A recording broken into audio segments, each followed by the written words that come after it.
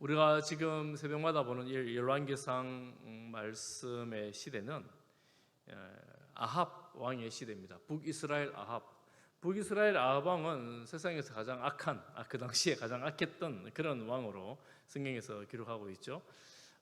가장 악한 왕이 있을 때 하나님의 놀라운 능력을 가진 선지자, 하나님의 능력을 힘입은 선지자 엘리야가 함께 사역을 했습니다. 악하면 악할수록 하나님의 역사도 더 크게 드러나고 있는 것이지요. 아마 우리 오늘날 제가 이 말씀을 보면서 오늘날 이 시대를 여러분 어떻게 생각하실지 잘 모르겠지만 참 악한 시대 같다 이런 생각을 합니다. 여러 가지로 사회나 정치나 문화나 교육이나 뭐 전쟁이나 뭐 이런 걸 쭉 돌아보면 야 악한 시대구나 이런 생각을 합니다. 세상 한켠에 저렇게 전쟁을 열심히 하고 있는데 다른 때는 다 이렇게 즐기고 있는 뭐 그럴 수밖에 없는 그런 시대인 것 같습니다. 이런 악한 시대에도 하나님은 하나님의 사람을 준비시키시고 또 하나님의 사람들을 통하여 하나님의 일을 행해 나가고 계심을 믿습니다. 하나님은 하나님의 일을 포기하지 않으십니다. 하나님의 계획은 좌절되지도 않습니다. 우리가 보기에 야 세상이 악하니까 참 하나님도 뭐 별 수 없으신가 보다 이렇게 혹 생각할 수 있는데 그렇지 않습니다. 하나님은 하나님의 때에 하나님의 사람들을 통하여 하나님의 일을 여전히 진행시키고 있습니다. 오늘 이 말씀을 보면 그런 역사들을 확실히 볼 수가 있는데 우리가 17장 전반부에 읽진 않았지만 본문의 말씀에 보면 아합 왕이 다스릴 때에 하나님께서 엘리야를 통하여 가뭄을 선포하십니다. 그 죄가 너무 많아서 가뭄을 선포하십니다. 그러니까 가뭄이 비가 안 오면 비가 오지 않을 거라 그러거든요. 비가 안 오면 다 이제 먹을 것이 없으니까 하나님은 엘리야 선지자를 시냇가에 두고 까마귀를 통하여 먹이시고 그 시내가 마를 때까지 그 시내가에 두셨다가 그 시내도 비가 안 오니까 결국 말라집니다. 그러니 하나님은 그 엘리야를 시돈 지역의 사르밧으로 가서 머물라고 말씀하십니다. 우리가 오늘 이 이제 말씀을 보면서 시돈은 이스라엘 북방 지역입니다. 그리고 이스라엘 북쪽 지역의 시돈 그리고 아람 왕이라고 나오잖아요. 요즘에 시리아, 옛날에 수리아라고 하는 그 지역인데 그 지역 아랫부분이 이제 시돈 지역입니다. 이 시돈의 사르밧 거기에도 가뭄이 들었습니다. 여러분 하나님의 사람들이 하나님의 백성들이 하나님의 말씀을 듣지 않을 때 하나님의 심판이나 하나님의 뭐 저주 뭐 이런 것들이 있는데 이런 것들이 경고가 하나님의 나라 백성들뿐만 아니라 하나님을 모르는 사람들에게도 임하여지는 것을 이 말씀을 통해서 알 수가 있습니다. 하나님의 통치가 하나님을 믿는 이스라엘 땅에만 있는 것이 아니라 하나님의 통치는 하나님을 모르는 사람들에게도 여전히 함께 이루어지고 있습니다. 그 사람들이 하나님을 인정하지 않는다고 해서 하나님이 통치하지 않는 것이 아니라 그곳에도 여전히 하나님 통치하시고 여전히 함께 하시고 하는 것을 알 수가 있습니다. 그 사르밧이라는 그 지역에도 가뭄이 들었습니다. 이방 지역에도 가뭄이 들었습니다. 그런데 하나님은 이 시돈에 속한 사르밧에 있는 그 과부의 집에 가서 머물라 숨어 있으라 이제 이렇게 말씀하시거든요. 왜 숨어 있어야 되는가 하면 지금 아합이 엘리야를 잡으려고 혈안이 되어 있습니다. 가뭄을 선포하고 비가 오지 않을 거라고 선포를 하고 가 있는데 숨어 있는 거예요. 가보니까 한 여인이 있습니다. 여인이 이 과부를 만나게 되는데 그 과부가 나뭇가지를 줍고 있어요. 그런데 그 나뭇가지를 줍는 과부에게 가서 물 좀 달라 하니까 물을 마시게 하려고 할 때 떡 한 조각도 갖고 오라 그러는 거예요. 이 여인이 과부가 하는 말이 내가 이제 이 남아있는 기름하고 이 가루하고를 뭉쳐가지고 떡 한 조각 만들어서 나와 내 아들이 먹고 죽으려고 하고 있다 이렇게 말을 하죠. 그런데 이 엘리야가 하는 말이 무엇입니까? 하나님 살아계심을 두고 맹세하는데 이 여인이 하는 말이죠. 맹세하는 난 떡 없습니다. 당신에게 줄 떡이 없다 이 말이에요. 떡이 없습니다 이렇게 말합니다. 기름도 없습니다 이렇게 말합니다. 이렇게 말하는 그 여인에게 엘리야가 하는 말이 뭐냐면 이렇게 말합니다. 나를 위하여 떡 한 개를 먼저 만들어 주고 너도 그거 만들어 먹어라 이렇게 말하는 거예요.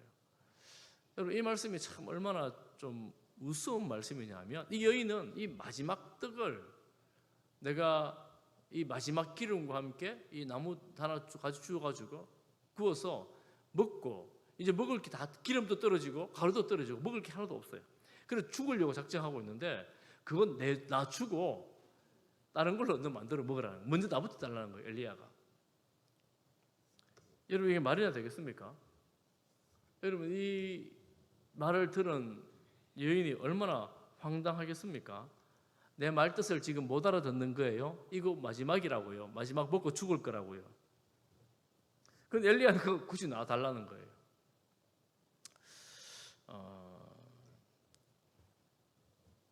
여러분 같으면 어떻게 하겠습니까? 이런 말도 안 되는 어처구니 없는 상황에서 어떻게 선택할 수 있겠습니까? 그런 엘리야가 말하죠. 이거 그렇게 하면 너에게 가루가 떨어지지 않고 기름이 떨어지지 않을 것이라고 하나님께서 말씀하셨다 이렇게 말합니다. 그런데 그 여인은 이 엘리야 선지자의 말을 듣고 이 엘리야에게 먼저 이 떡을 줍니다. 그러고 나서 놀랍게도 기름이 떨어지지 않고 가루가 떨어지지 않고 그 집에서 엘리야와 그 여인과 그 아들이 함께 떡을 먹고 지내게 되었습니다. 아마 몇 개월 넘어 이제 사실은 3년 정도를 그렇게 그 집에 엘리야가 지내게 됩니다. 정말 놀라운 일이죠. 엘리야 선지자가 이런 위대한 일, 대단한 일을 그 시대에 행합니다. 그런데 또 더 어려운 일이 한 가지가 생겨요. 그 일 이후에 며칠 지나지 않아 여인의 아들이 병이 들어 죽게 되어버렸습니다. 죽었을 때 엘리야에게 이 여인이 말합니다. 여러분 같으면 뭐라고 말씀할 수 있겠습니까? 내 아들 죽이려고 여기 왔습니까? 이렇게 말하죠. 엘리야가 하나님의 사람이라는 것을 이 여인은 알고 있는데요. 내 아들을 죽이려고 여기 왔습니까? 아니 조금 전에 뭐 어떤 상황이었습니까? 이 떡 한 개 먹고 죽을 지경이었거든요. 죽으려고 작정한 사람들이에요. 그런데 이제 아들이 죽어버렸어요. 그러니까 이 여인이 불만을 쏟아내고 있습니다. 그런데 엘리야는 그 여인이 마련해준 그 집에 다락방에 살면서 함께 지내고 있었는데 이 아이를 품에 품고 가서 하나님께 기도하죠. 아주 특별한 방법으로 아주 간절하게 기도했는데 하나님께서 이 엘리야의 기도를 들으시고 이 아이를 살려주십니다. 그리고 이 엘리야는 이 아이에게 그 아이를 그 어머니에게 주죠. 그리고 나서 24절 말씀을 같이 한번 보겠습니다. 24절입니다. 우리 성경 보십시오. 다 같이 한번 읽어보겠습니다. 시작. 여인이 엘리야에게 이르되 내가 이제야 당신은 하나님의 사람이시요 당신의 입에 있는 여호와의 말씀이 진실한 줄 아노라 하니라. 이 시돈의 여인이, 시돈은 이방 땅이라고 했잖아요. 하나님을 섬기지 않는 지역 사람입니다. 그런데 엘리야의 이 일을 보면서 하나님이란 분이 확실히 있고 이 사람은 하나님의 사람이고 또한 저 선지자에게서 나오는 그 말이 바로 하나님의 말씀이구나 하는 것을 인정을 하게 되었습니다. 여러분 그러면 지금 자기 아들이 살아난 것이 하나님이 살리신 것이라 하는 것을 인정을 하게 되었다는 말입니다. 여러분 그러면 이스라엘 사람인데 이방인의 땅에 가서 하나님이 하나님이십니다 하는 이야기를 듣게 되는 거예요. 이 선지자가 지금 이스라엘은 하나님을 하나님으로 섬기고 있습니까? 아합은 하나님을 섬기긴 하는데 참신으로 섬기지를 않습니다. 아합은 이미 바알과 아세라를 섬기고 있습니다. 바알과 아세라를 섬기는 이스라엘 백성들, 하나님도 섬긴다고 말은 하지만 바알과 아세라를 오히려 더 주된 신으로 섬기는 그들이 하나님의 백성들은 하나님을 제대로 섬기지 않는데 이방인이 하나님이 하나님이라고 제대로 말하는 역전의 자리를 말씀을 통해 보게 되는 거죠. 그러니까 우리가 이 본문 말씀을 보면서 생각하게 되는 게 뭐냐면 하필이면 왜 이방인의 지역으로 하나님은 엘리야를 보냈을까? 이 땅에 하나님 섬기는 사람이 얼마나 많은데 이 땅에 하나님 섬기는 사람이 아니라 이방인의 지역에 첫 번째는 숨기는 거예요. 거기 왜 숨깁니까? 엘리야를 찾아 죽이려고 하니까, 아합이 죽이려고 하니까 엘리야를 이 땅에 둬서는 안 되니까. 그런데 이방인 지역에 과부의 집에 숨겨두신 거고, 또한 하나님이 참 하나님이라고 고백하는 이 고백이 이방 여인에게서 선포되어지도록 하는 것입니다. 원래 이 이방인들은 하나님을 섬기는 사람들이 아니었습니다. 아합이 하나님을 섬겨야 되고 이방인이 하나님을 안 섬기는 건 반대가 된 거예요. 반대가 된 겁니다. 아합이 그렇게 반대가 된 것은 아내 이세벨이 와서 온 이스라엘 땅을 바알 신상 그리고 아세라 신상으로 가득하게 만들어 놓은 것이지요. 지도자가 중요한 이유는 지도자가 이렇게 바알 신을 섬기고 아세라를 섬기니 모든 백성들이 그를 따라가는 겁니다.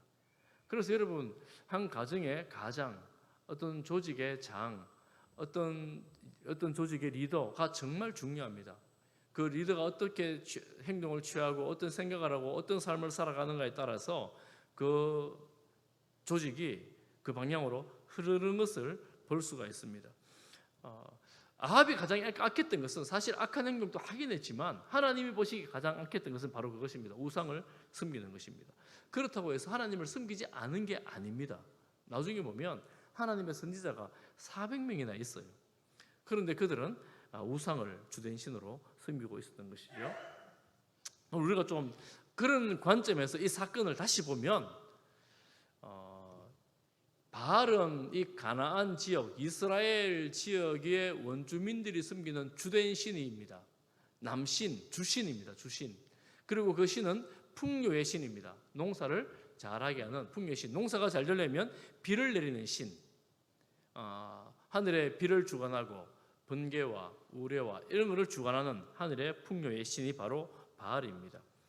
그러니 지금 비가 오지 않으니까 아합은 이 풍요의 신 바알을 찾으면서 우리에게 비를 달라고 규제를 지내고 바알을 찾습니다. 우리를 풍요롭게 해달라고.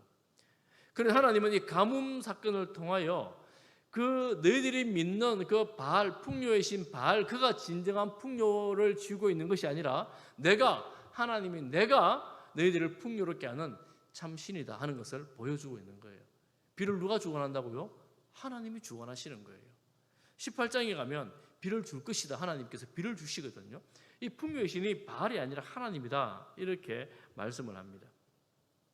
그러면 두 번째는 이 아이를 죽였다가 살리는 사건은 또 무엇일까요? 아세라 신은 바알의 아내라고 믿는 그 가나안의 여신인데 아세라 신은 다산의 신입니다. 다산의 신. 그 당시에는 풍요, 농경 문화에 그 곡식을 많게 해주는 풍요의 신, 그리고 일손이 되는 많은 자녀를 만들어주는 다산의 신. 그 아세라 신상이 고고학에서 발굴해 보거든요. 온몸에 그 가스 유방이 있는 그런 신상을 하고 있어요. 아이를 많이 낳는 그런 신의 모습입니다. 아세라 신입니다. 이들은 우리가 자녀를 많이 만들어놔 농사도 지을 수 있고 노동력이 생기기 때문에 부유한 집안이 되기 때문에 많은 자녀를 달라고 하는데 이 집안에 와보니까 아이가 죽어버렸어요. 과부입니다. 아이가 죽어버렸고 과부이면 어떻게 아이를 더 이상 둘 수가 없잖아요. 그 도시에서는 어쨌거나 아이를 더 많이 낳기 위해서 더 많은 자녀를 갖기 위해서 아세라 신에게 빌고 하는데 빌 근거가 하나도 없이 사라져 버린 거죠. 그때 생명을 주시는 분이 누구냐? 그 여인에게는 생명이 없어져 버렸는데 생명을 주시는 분이 바로 하나님이다 라는 것을 이 아이를 살려주심으로 보여주는 것입니다. 그러니까 풍요의 신이 바알이 아니라 하나님이시고 생명을 주시는 분이 이 아세라가 아니라 하나님이시다 하는 것을 보여주시는 것입니다. 여러분, 정말 놀라운 기적이잖아요. 이 놀라운 기적을 그저 전설 속의 이야기처럼 던져버릴 그런 내용은 아닙니다. 여러분, 오늘날도 우리가 똑같이 하나님을 섬기는 우리들조차도, 예수님을 믿는 우리들조차도 세상을 향해서 풍요의 신을 찾고 있습니다. 요즘에는 사실은 다산의 신은 찾는 사람이 별로 없는 것 같아요. 오히려 저출산, 아이를 낳지 않으려는 이런 신을 찾고 있는 것 같습니다. 온 세상에. 왜 그럴까요? 여러 가지 이유가 있죠. 여러 가지 이유가 있는데 어쨌거나 내 자신의 욕망을 채워줄 풍요, 그리고 내 자신을 만족시켜줄 어떤 상황들을 위해서 이런 것들을 신 아닌 신으로 섬기는 그런 시대가 되었습니다. 그런데 하나님은 그거 아니라고 이 기적을 통하여 정면 반박하시면서 내가 참신이다 이렇게 보여주는 거예요. 너희들이 따르고 너희들이 추구하는 그 신이 참신 아니다 이렇게 말씀하고 있는 것입니다. 이 기적을 보여주셨으니까 그러면 그 사람들이 그렇구나, 하나님이 참신이구나, 하나님을 따라야 되겠다, 하나님은 우리의 신이구나 이렇게 섬겨야 되는데 이런 기적을 보고도 이 백성들이 그렇게 따르지 않습니다. 아합은 특히나 더 따르지 않습니다. 아합은 더 길길이 우상을 섬기게 됩니다. 어떻게 그럴 수 있을까요? 이런 기적을 보고도 그들이 하나님을 섬기지 않는다는 거예요. 여러분, 이스라엘 성경을 보면 이스라엘 백성들이 그들 역사 가운데 가장 큰 기적으로 생각하는 것이 있습니다. 시편을 봐도 그렇고 이스라엘을 쭉 보면 가장 큰 기적이라고 생각하는 것은 바로 홍해의 기적입니다. 홍해를 멈추시고 그 홍해를 지나오게 한 사건입니다. 왜냐하면 노예로 살던 사람을 하나님께서 모세를 통하여 이끌어내 주셨기 때문에 이 사건이야말로 자기 이스라엘 백성들을 참 자유한 나라, 하나님의 백성으로 세운 그런 기적으로 이스라엘 백성들이 봅니다. 그리고 여러분, 광야 40년을 지나잖아요.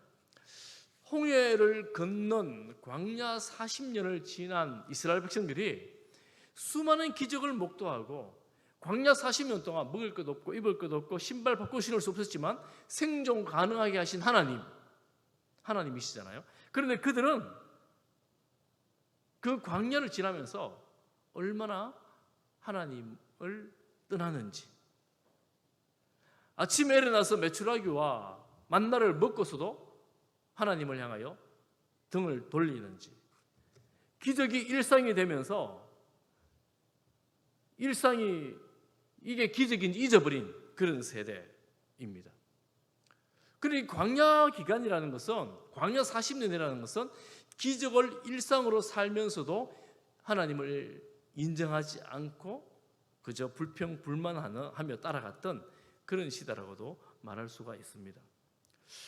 어떻게 그럴까요? 우리가 가끔 보면 엄청나게 큰 기적들을 경험하고 이거 정말 일어날 수 없는 일이다 이렇게 생각하면서도 시간이 조금만 지나면 그것이 우연인 듯 저절로 그렇게 되었거니, 아니면 전에 과거에 일어난 한 번의 사건 이 정도로 지나가 버리고 또 비슷한 사건이 우리 눈앞에 올 때에 동일하게 불평하고 원망을 쏟아내고 감사를 잊어버린 우리의 삶을, 사실은 이들과 별반 차이가 없는 것 같습니다.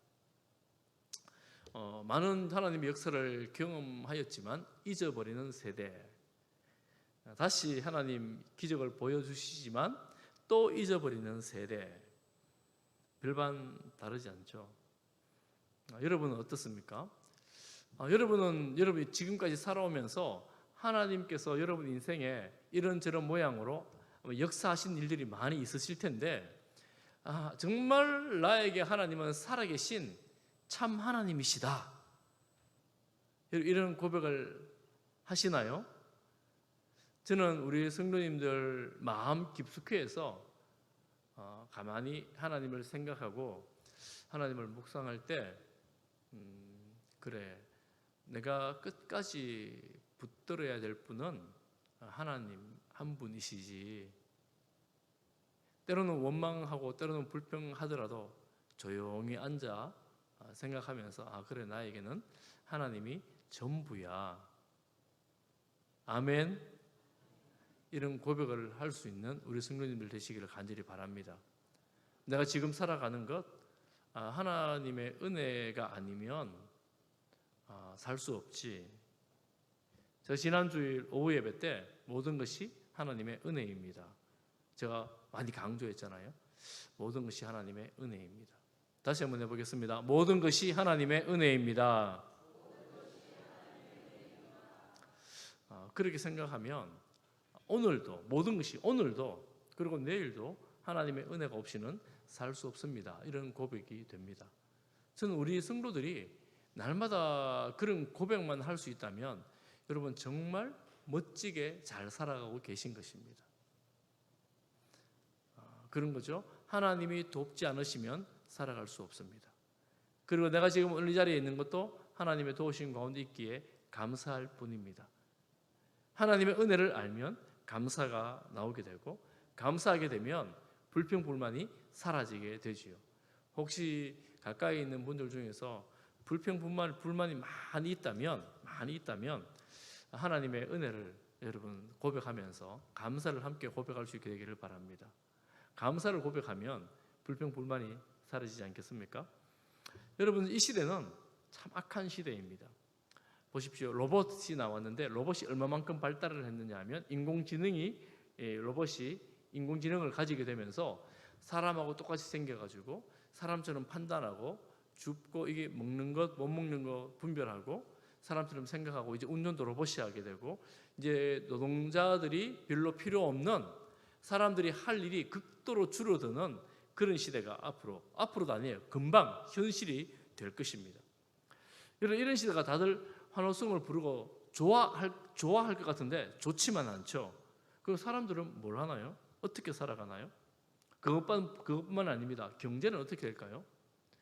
그리고 여러분 기후를 보십시오. 정말 이상 기후 아닙니까?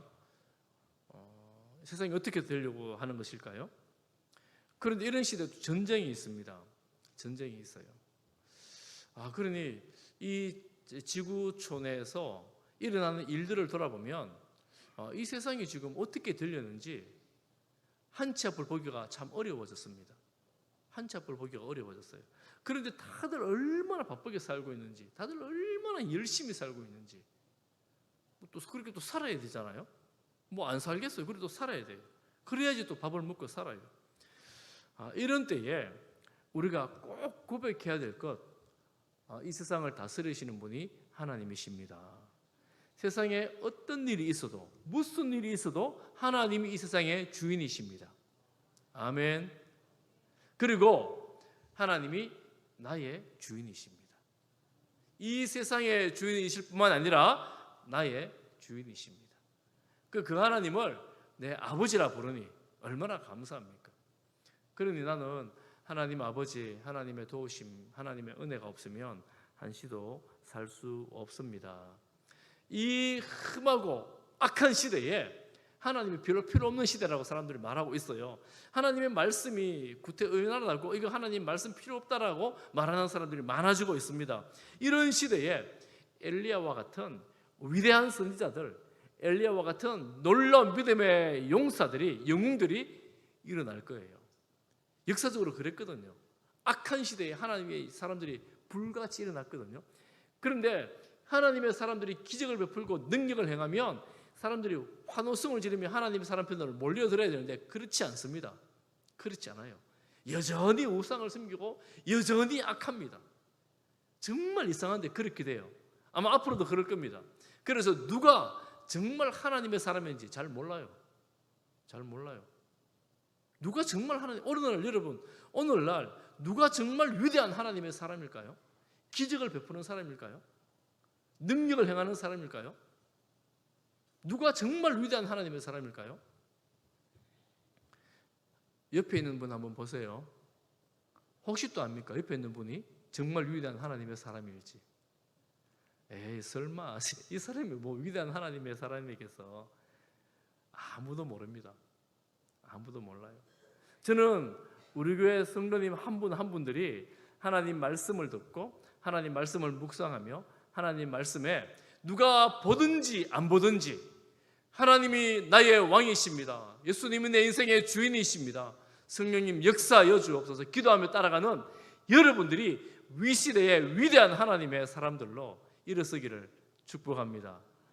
그래서 우리 교회 성도들 알든지 모르든지 기도하고 알든지 모르든지 말씀 보고 신실하게 살아가는 여러분들을 통하여 하나님의 역사가 오늘날에도 이루어지는 놀라운 은혜의 발걸음이 될 수 있기를 축복합니다. 그래서 우리가 고백해야 될 게 뭐냐면 이거예요. 모든 것이 하나님의 은혜입니다. 은혜 없이는 살 수 없습니다. 이런 고백입니다. 날마다 그 고백하면서 주님과 동행하는 우리 성도들 되시기를 바랍니다.